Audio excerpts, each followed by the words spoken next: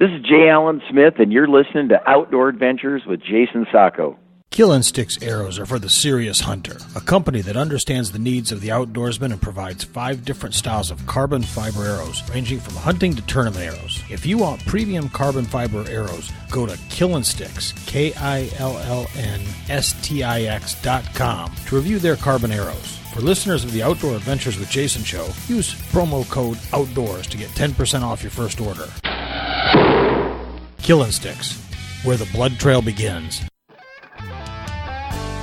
Welcome to Outdoor Adventures with Jayson.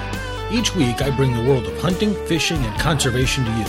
From the great hunting and fishing opportunities found in the Americas to the dream safaris located on the dark continent and beyond.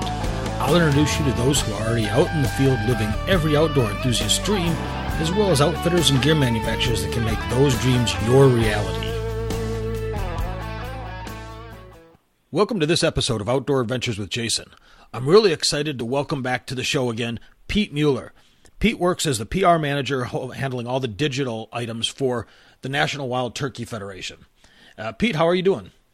Doing all right, Jayson. Glad to be back. Thank you for having me on. Like talking with you because I said this last time we talked, I'm getting into turkey hunting. I'm still getting into it. I'm hoping this year is the first year I can go out. More importantly, you guys have got the 42nd annual convention coming up in Nashville. That's 42 years of promoting wild turkeys here in the United States. Can you tell the listeners a little bit about what they're going to see in the 2018 convention?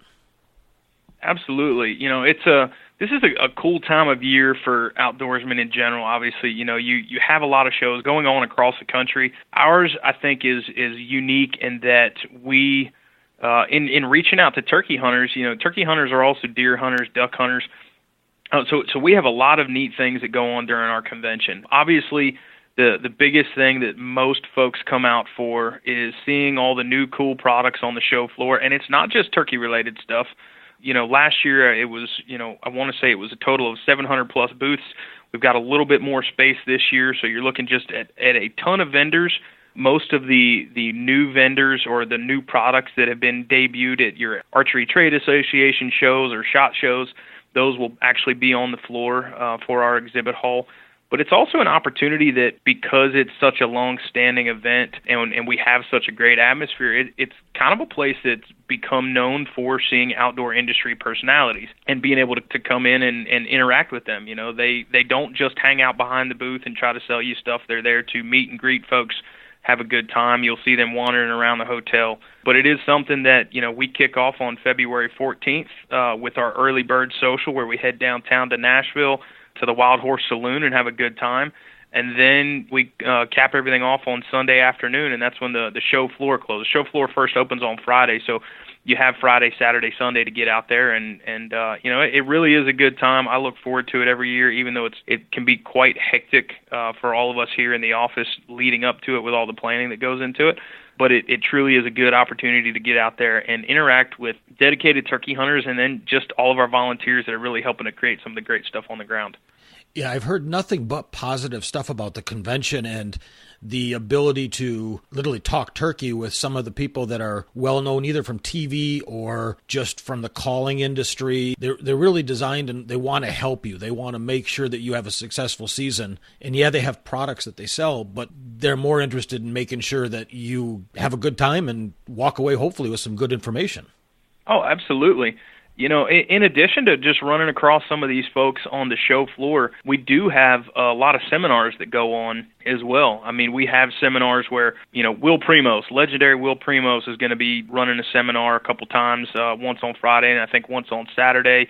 We have seminars, obviously, from the Bone Collector guys, so Michael, T-Bone, and Nick. They'll all be there. You know, some of our spokespeople, again, Waddell's a spokesperson, but we'll have Jana Waller there, Daniel Lee Martin, Julie McQueen. I think Daniel Lee's even going to be playing a set at our Wild Turkey Bourbon Watering Hole. Some pretty exciting stuff. And actually, this year we have Willie Robertson, obviously known from Duck Commander. He will be there. He'll be there speaking at our Sunday's worship breakfast, and then going down to their Strut Commander booth and hanging out with Martin and doing some autograph signing down there on the floor. So, a lot to see every single day. But it's also an opportunity for those people that are up and coming or trying to find a place, become somebody in the outdoor industry. You see a lot of those folks out there as well, that they're out there interacting with the vendors. They're out there helping to show off products that they're already sponsoring, or folks that they're being sponsored by. So it's a place where you can see a lot of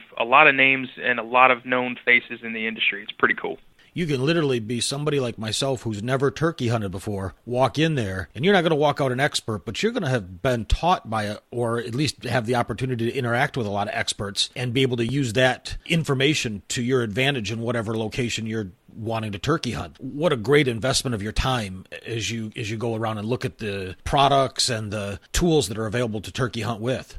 Oh, absolutely. Some of the calling greats over the years, obviously they have their own competition going on kind of while the exhibit hall floor is going on. But, you'll get a chance to run across legends in the industry and get a chance to meet with them, check out their calls, find out the new stuff that they're doing. If you want to interact with some of the experts in calling, we actually have a seminar that's going to be headed up by Grand National Champion callers, and they're going to teach you some stuff about calling. Like I said, Will Primos is going to be there talking about some stuff. You can run across the folks from Nightingale. All the big name calling brands are out there. I know that all the guys from the official call of the NWTF Zinc calls, they'll all be at their booth. You can meet and talk to those guys, get some tips and tactics on how to be a better caller. But it really is a great opportunity that, again, no matter what type of hunter you are, you can get out and go have some fun and also learn some stuff along the way. Really a neat opportunity. And as people start to get into the turkey hunting, they get concerned a lot, I've heard from folks, about calling. And so this is really a great opportunity to interact with people that can show you everything from a box call to a slate call to an electronic call, explain pros and cons, and you can walk away without feeling maybe so intimidated as to where you start for looking at the calling, and you can listen to the calling contests. I just think it's a really great opportunity. Oh, absolutely. You're right. If you're there looking to just become a better caller, you can make that happen. If you're just wanting to find some of the new cool products that are on the floor, you can make that happen. And I'm not going to lie, we do have fun at our convention. It's something where we do have entertainment. On Thursday night, we have live country music entertainment. We will also have Josh Turner there on Saturday night after our awards banquet. This is the biggest party for turkey hunters and for NWTF members, where it's there to be able to showcase a lot of the new products that are there, but it's also an opportunity for us to get together with all of the dedicated NWTF volunteers and help energize that base to go out and continue all the great work that they've been doing, for years past, and continue that on into the new year. Now, let me ask you, Wednesday, when you guys kick off the Early Bird Social, is that something that the public can attend as well? It is. I know it is a limited ticket event. If you visit National Wild Turkey Federation's website, which is nwtf.org, there's a tab specifically for convention where you can go to purchase tickets. If there's any left, that is absolutely a great time. We shuttle everybody from the Gaylord Opryland Resort and Convention Center downtown to Nashville. We get together down there. There's, the line dancing. There's some fundraising. There's food. Lots of fun at that event, and it's one more way to help show that, when National Wild Turkey Federation goes to Nashville for our convention, we try our best to take over that town. And last year we had more than 52,000 people there over our convention. It is something where we have built something that is one of the bigger outdoor consumer shows in the industry. Now, you mentioned the National Wild Turkey Federation's website. There's also another item you've got going on up there, which is the Save the Habitat, Save the Hunt. Can you talk a little bit about that? So, sure. Obviously, everybody knows, or most folks know, the origins of the NWTF. It was an organization that was built to help bring back the wild turkey, but also help focus on saving our hunting heritage. Obviously, as there are huntable populations of turkeys in 49 out of 50 states, some provinces of Canada, also parts of Mexico, and there's just turkeys everywhere, but it's not uncommon to see them anymore. We refocused and said, all right, what's the next important thing? And we realized that with the loss of habitat that affects more than just turkeys, affects all upland game, and also with declining hunting numbers, what we had to do was focus on saving the habitat and saving the hunt. So we created a 10-year initiative. This was now 5 years ago, or we're 5 years in, and that was to conserve or enhance more than 4 million acres of habitat. recruit 1.5 million hunters and open access to 500,000 acres. So at the 5-year mark, we're ahead of schedule on all of our goals. Actually, we are already at more than 400,000 acres of access that have already been opened. So we are even well on our way to meeting that goal. We will probably hit it this year. But we know that it's something that we can't do alone. We've got a lot of great partners, and we've got a lot of great volunteers and members across the country that are all working together to make this happen. We also have a lot of great federal agency and state agency partners that are making things happen.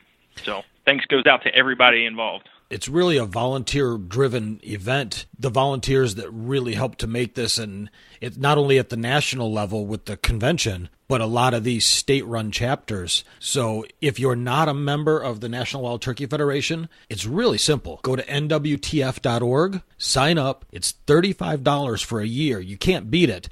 And on top of that, you're going to get a nice magazine 6 times a year. And for the $35 membership, they also give you a gift, your option of a really nice 2-knife set with a sheath or a $25 Bass Pro gift card. So you take the gift card, your membership's really only cost you $10. How can you beat that? I mean, I encourage everybody, if you're not a member, go out there. I just renewed mine. It's very simple. It takes about 2 minutes. That's one of the things that, obviously, it's a digital age. We want to make it easy for people. If you choose the Bass Pro promo card, nowadays you get it in your email to where you then have a digital gift card to go spend sometime within that next year. But it really is a good way to invest in the future of conservation and the future of hunting. It's something where, we're proud to say that 90 cents on the dollar goes back towards mission-related work. That's something that we find important to let our volunteers, let our members know that, we're going to use your money where it can best help make an impact.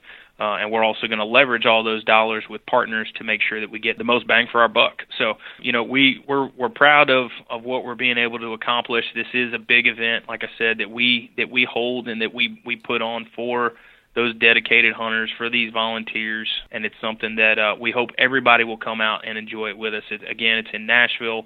If you come out for the day to go to that show floor, if you're an NWTF member, you get in free, or you sign up there, and there's a Bass Pro Shop just right up the block that actually come check out stuff on the floor, and then hit Bass Pro Shop on your way home. You can go spend your $25 there. There you go. It couldn't be simpler. It's going to be fun if you've got one of your main sponsors being Wild Turkey Bourbon. How can that not be fun?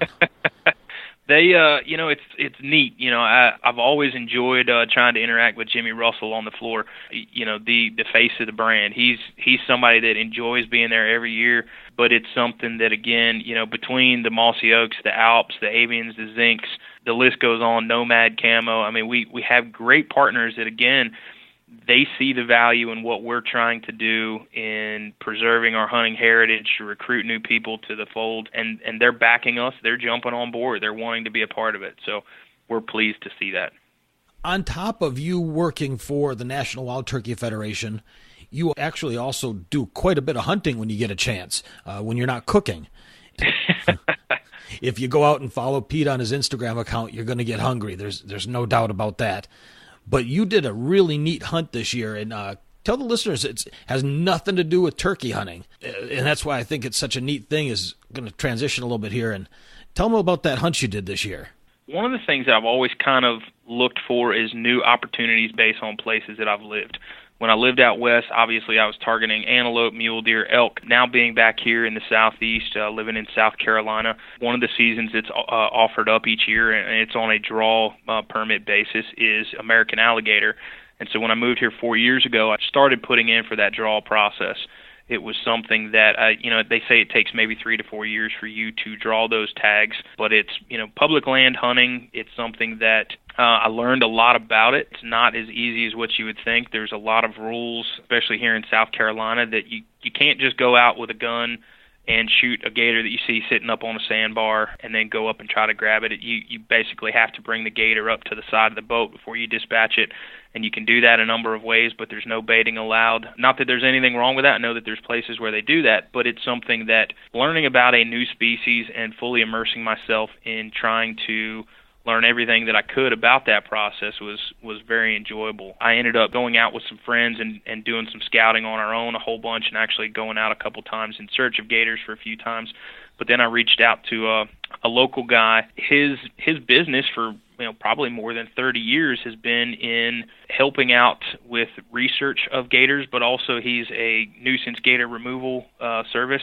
But very, very insightful to be along with somebody that knows so much about an animal to where you can learn you learn things that you wouldn't otherwise find out just by going out on your own. So it was a very, very fun experience. I chose to do it with a bow. We spent a couple long days on the water. Ron Russell and I finally ended up getting about an 8-foot gator, and I've had a chance to cook up some of the meat. It's absolutely fantastic. I still have a bunch left, but most people are familiar with gator tail as one of the I guess the main cuts of meat. But I told him, I said, give me every bit of edible meat that you can off the gator when you process it out. And so I've got gator ribs, I've got gator shoulders, I have, all kinds of stuff. And again, even on gators, I think the jowls is one of the big cuts. So looking forward to experimenting with that on my Traeger grill and cooking up some more fantastic stuff. But it really was a neat experience. One thing that I will say is that the way that you hunt gators here, it requires a lot of patience, because I learned that learning gator behavior and how they react as you're trying to get close to them really kind of helps you determine whether or not that gator is even feasible to go after. Jayson, if you saw a gator dive down as you're approaching it, what would you think, would be the outcome? As far as getting a shot at it? Yeah, my original thought was, if a gator dives down when you come up on it, I know that they can stay underwater for long periods of time, but I figured it was a lost cause. Actually, what Ron has experienced over the years is that gators that are lost causes are the ones that dive down and take off 25 yards, resurface, then dive down again, and they're basically boogieing on out of the area. If you come upon one slowly, you don't do much disturbance, and it just simply sinks below the surface. He says that they'll sit on the bottom, especially some of these bigger gators, for more than an hour. And if you find a big gator, they're worth waiting on. So a lot of times you're sitting there for more than an hour just waiting on, watching for a head to resurface somewhere. You never know really when it's going to happen, and you might only have a matter of seconds, even if you can get a shot, to get a shot once they do resurface. But it was something that long hours of sitting and waiting that culminated in an explosion of water. Everybody knows the gator's role when you're trying to bring them in, but just that final experience, that culmination of 15 minutes of pure adrenaline and excitement after a day in the sun of constantly finding gators and then waiting for them and hoping to get a shot. It really was a neat experience. I don't know whether I'll ever do it again, but at least I can check that one off and say, hey, when I lived in South Carolina, I managed to go bag a gator. That's neat. And talk a little bit about the setup you used. Were you using an arrow that the head went in and then the shaft of the arrow came out and there was a float attached to it? I mean, what's the setup like for shooting a gator with your bow? Sure. So, again, I like to try to fully immerse myself in figuring out all the ins and outs about things. So I reached out to some folks with muzzy bow fishing. Mark Land over there, who's one of their main guys. He basically, gave me the ins and outs of all the stuff that I would need. And you're looking at a heavier arrow setup, no fletchings on it, but it does have a removable tip with barbs. Mainly the goal is to get that arrow and that point to penetrate underneath the skin, because you're not trying to, at least in your main arrows, you're not trying to dispatch the gator. You're trying to get a line in it, and he always recommended at least getting 2. So you're shooting an arrow that's hooked up to a line into the gator, tossing the float out if you need to, reattaching a new float that they have on their gator bow fishing kit, sending a second arrow into it, trying to get 2 arrows into that gator, or at least 2 lines like Mark said. And then you use that to basically help until you can hold it close enough to either dispatch it with a bang stick or do like what we did, which was pull the head of the gator up over the side of the boat, and then we dispatched it with a knife. Ron's worry always is, he said he never used firearms unless he absolutely had to. If he thought that somebody would actually have a problem in doing it with the knife, he said too many bad things can go wrong when you're in a high-action, adrenaline-pumping situation and you put a firearm in somebody's hand. So I think it was actually probably more blood-pumping doing it with a knife, but it's something where it was the quickest way to dispatch that animal just by taking that knife and severing the spine right behind the head. But yes, you are using a arrow or a shaft of an arrow that has a detached detachable head that's hooked up to your main line. I think what we were using was 400-pound test.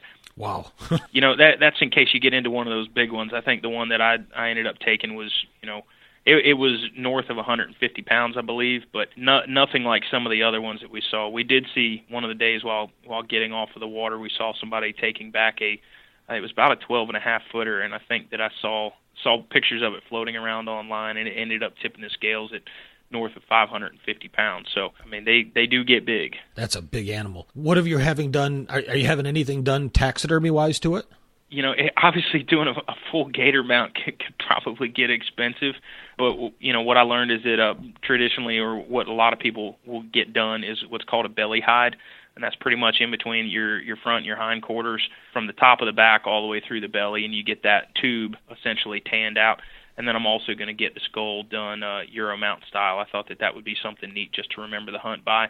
The food won't stick around forever. Obviously, that'll get eaten up and shared with friends and family and I'll talk about the hunt at those points. But having that mount or that Euro skull that I can keep in my office, that'll be something that I'll get to look back and remember reminisce on the hunt. I think that's a big part of it. I also have all my pictures from it, so that was great too. Now, is that something you can only do once in your life in South Carolina, or do you just have to keep putting in for the draw? It would take me probably about another 4 years to put in for that hunt and be able to draw it again. And it might be something that after another 4 years, I decide that I want to do it. But it's definitely something that I'm ready to go along and experience it with other people and help encourage them to do it for the first time. I think that any time that you can experience a new hunt, something completely different, something that few people will probably ever do. I mean, most of your hunters out there, your biggest population of hunters are your deer hunters.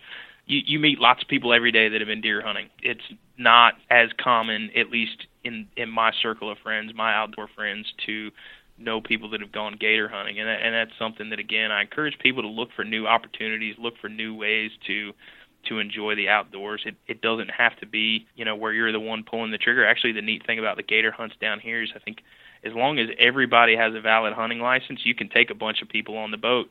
Collectively, you're trying to harvest one gator, but it's something even in their regulations, they recommend that everybody have a role in taking that one gator if one person has a tag. Now, if you're out of state, I think you have to buy extra permits, but as long as you're in state, I mean, they say one person be on the main method of take, or the first line, one person be on second line, one person be standing by with the bang stick, one person be ready with electrical tape for trying to tape up the gator's mouth. I mean, they outline it pretty good here, but it's definitely something that if you don't know anything about it, we tried going out a couple times and learned very quickly that there was more to it than just motoring around in the dark looking for eyes. But it's something where they encourage people to get educated, try to go with somebody that has either done it before or does it for a living. It is something you're going after a top-tier predator. Yeah, it's interesting because, you normally associate alligator hunting with the two main ones, which is Louisiana and Florida. South Carolina wouldn't have even crossed my mind, and there's a huntable population there. Like where I'm at in Texas, there's also a huntable population of alligators. If you're in a northern state and you want to come down south and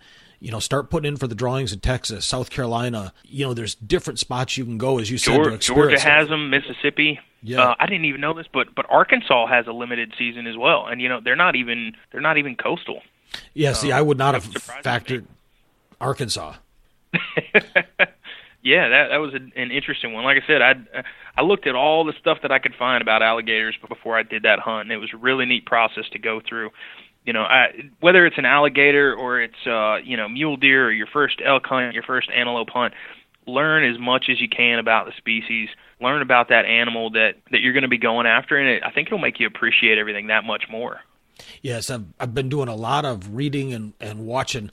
Actually, I probably watched way too many turkey hunting videos on YouTube, and it's really a neat sport with a deer and stuff. Yes, you can do some calling and rattling and stuff, but for turkeys, I see it one of two things. Either the guys go out there and just sheer dumb luck, either they stumble upon birds or birds stumble upon them and they nail a bird because they're just lucky that trip. Or you see these guys that are just fantastic callers, and they literally work this bird, and they can work them from a long ways away, and they get that bird so worked up when it struts in, that bird's ready to go, and then all of a sudden, boom, they take it down. So I think that's just really cool to watch all the different ways that, and not only ways, but the locations these birds are at, in no small part to National Wild Turkey Federation working with the state agencies. These birds are everywhere now. There's Absolutely. more turkeys now than there was when the Pilgrims got here. Yeah, I mean, we're sitting at north of, I want to say it's 6.25 million birds total right now, but you're spot on. It's that interaction that you get with turkeys, and the only other type of hunting that I can think of that's similar would be elk hunting. And if you're a diehard elk hunter, I mean, you know that just as much of watching a bull come up and start screaming, it's that first distant call that you hear. It's that conversation that you're trying to build back and forth, and it's the same with turkeys. You're dealing with a lot less take-home meat for the freezer, but hearing that first thunder and gobble on a limb is something that I think everybody should get to experience in their lifetime. And if you're new or even an experienced turkey hunter, and there's another show out there that's turkey hunting with a podcast out there like this, Andy Gagliano, which I know you've been on that show multiple times, Pete. He's got some great stuff that takes you from beginning turkey hunting to advanced. So there's lots of resources out there. I'm fairly certain Tim Harold will be at the National Wild Turkey Federation convention. He's a big turkey hunting master as well, and probably one of the nicest guys you can meet as well, so very approachable. So I would encourage you to get out there and talk and utilize these resources that are there for you. Yeah, Andy will be at the show. He comes and enjoys it every year. He is a very knowledgeable turkey guy. Always enjoy talking to him. But yeah, we'll have lots of folks there, lots of turkey gurus there. Shane Simpson, who does a show with, I think he's sponsored by Mossberg, but he does, pretty much it's a digital show called Calling All Turkeys. He'll be there doing some coverage of the show as well. Again, just tying everything back to the convention. It's something where, regardless of whether you're a diehard turkey hunter or not, there's going to be stuff there for you, but it's something that if you're wanting to learn more about it, or it's something that turkey is your passion, it is something that you have to come see. I definitely would encourage everybody to come be a part of it. You definitely you'll not be sorry for making that trip. Well, Pete, you'll be there at the convention, and if anybody wants to contact you, what's a good way? Through your Instagram account? Yeah, they can reach out that way. They also can get in touch with us on the main NWTF Facebook page. There's a couple of us here that monitor that pretty heavily, but we love meeting new people, love hearing the great stories that people have. I think that's something that we always love sharing. We love sharing those personal stories of, it's the people that say, hey, I read something on your website that I got some tips in a story that helped me. I ended up going out and getting my first turkey ever. It was awesome. I want to share this picture with you. It's getting to see those, getting to talk and hear people's first stories. Honestly, I probably don't get enough work actually done at convention because I spend a lot of time interacting with folks and getting to share in some of those experiences that we can then, later use or reach out to them for. But it's something where, again, it's a true family atmosphere at that convention, something that, again, you don't want to miss. Yeah, it should be a lot of fun. And again, I encourage people to go out to the nwtf.org website. You're going to find on there all sorts of good information on not only the conservation of turkeys and the various species, but hunting with them. And they'll even talk with you about gear and camo and equipment. And I mean, it's all out there. Land, resources. There's so much on that website. You can get lost just going through it, and lost in a good way. You're going to be on there just digging through it. It never ceases to amaze me, and it's not static content. It's always being updated. You guys you really keep a lot of good information out there so that the beginner, the intermediate, or the advanced turkey hunter is not going to say, I don't need this. The content's there. It's really a great site. Well, it's always good hearing that. We try to do our best to make sure there's relevant content for everybody. It is something that we realize that, and it sometimes is more difficult for me. Obviously, I've spent a number of years turkey hunting at this point, but we have people in our office that are fairly new to turkey hunting, and so they bring a good perspective to it of, hey, we need to do a story like this because this is something that I just learned. And we try to do a good job on creating content in-house. Also, again, feel free to follow us on any of our social channels. We have some fun, and you'll get to, even if you can't make convention, follow along NWTF's Facebook account, Instagram, Twitter. We're going to try to do a bang-up job this year of covering every aspect that we can of the show. Everything from those seminars, so if you can't make it, you'll get to see them from home. Some of the calling competitions, that show floor, bring you interviews with personalities that are there, but also just talk to the everyday Joes that are there experiencing it, and they come year after year because they enjoy being a part of it. Well, and I'll have links to the NWTF Facebook page in the notes. I'll have your Instagram contact, so if anybody wants to reach out to you that way, like I said, a link to the NWTF webpage itself. So I encourage folks, it's a great organization. The magazine is packed full of good information. Where else can you get all that for $10? Plus, if you're going to go to the convention anyway, you might as well join. You get in and save the ticket price that way. It's a no-brainer. So go out there and join up. Pete, I thank you for your time. I look forward to continuing to follow you on Instagram. When I don't feel like cooking breakfast, I can at least look at what you're having. I did have some fun with some of those photos, on that holiday weekend. But it's something. As long as you don't mind the occasional pictures of my kids and things like that. It's great. I try to highlight the things that I enjoy, which are food, obviously, especially when it's wild game, and then anything hunting related, whether it's or anything outdoor related, whether it's my passion for archery, turkey stuff, or just time spent in the woods again with my kids. It's something that I think is, if more people showed that lighter side of things instead of just grip and grins all the time, I think that everybody would have a much different opinion of hunters in general. But always thank you for the time, Jayson. Always look forward to talking, and I'll continue to follow along with everything that you've got going on as well. And if you ever need anything turkey-wise, feel free to reach out. Sounds good, my friend. You take care, and you have a great afternoon. All righty. Take care, sir. Thank you. Bye.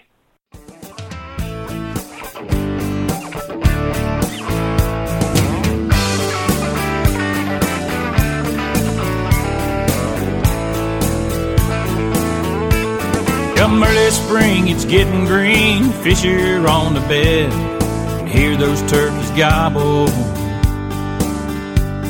it's ringing in my head. The winterized bass boat, here comes another year. Yeah, we command the outdoors round here. We command the outdoors. Yeah, we command the outdoors. Come summertime, we're feeling fine, fishing on the lake, flipping jigs and Carolina rigs, from early morning till real late. Bonfires on the creek bank, kick back a couple beers. Yeah, we command the outdoors around here. Yeah, we command the outdoors. Yeah, we command the outdoors. Next year's doves until you know winter's on the way. Brushing blinds and deer stands, the fever starts to creep.